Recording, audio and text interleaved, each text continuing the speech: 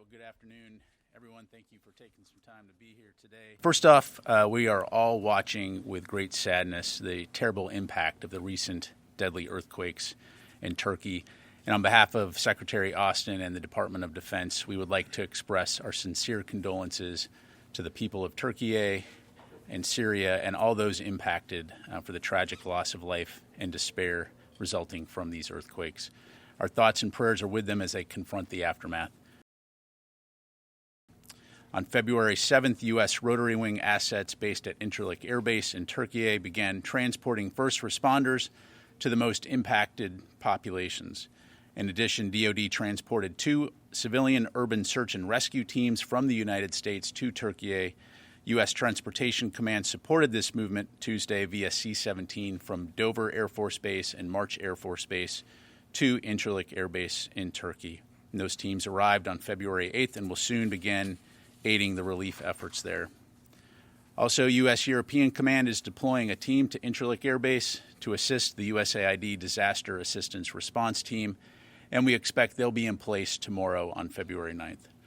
EUCOM is actively working to pre-position additional assets to support the relief efforts and respond to any new requests from the Turkish government. Again, we offer our sincere condolences and will stand with our ally Turkey as they work to save lives and recover from this horrific disaster. U.S. European Command right now is pre-positioning some assets to include medical supplies, water, relief supplies.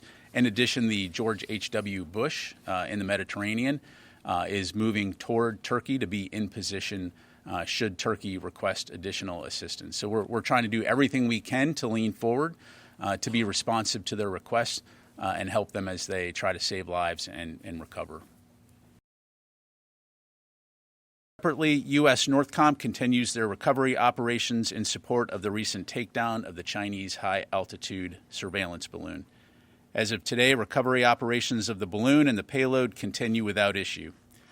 Sea States Tuesday permitted divers and explosives ordnance technicians to conduct underwater salvage and recovery, and underwater survey activities continue using unmanned underwater vehicles.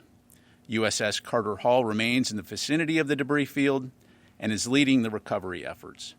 U.S. Coast Guard cutters continue to provide security, and the FBI and NCIS agents continue their work, cataloging debris and transporting it for further processing.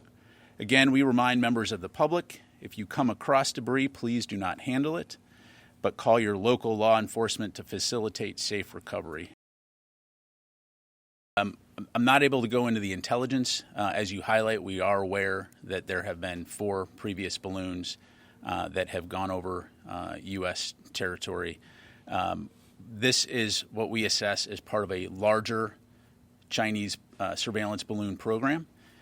You've heard us talk in the past about the fact that this is a program that's been operated for several years.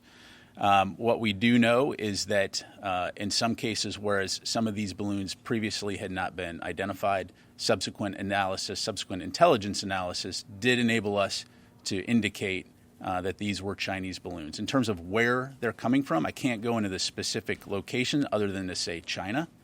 The last thing I'll say is that this last week provided the United States with a unique opportunity to learn a lot more about the Chinese surveillance balloon program, all information that will help us to continue to strengthen our ability to track these kinds of objects. And the fact that we know that these balloons have been spotted in what we now can subsequently assess to be Chinese balloons operating over at least 5 continents in regions like Latin America, South America, Southeast Asia, East Asia, and Europe. Again, it demonstrates why, for the Department of Defense, that China remains the pacing challenge and something that we'll continue to stay focused on.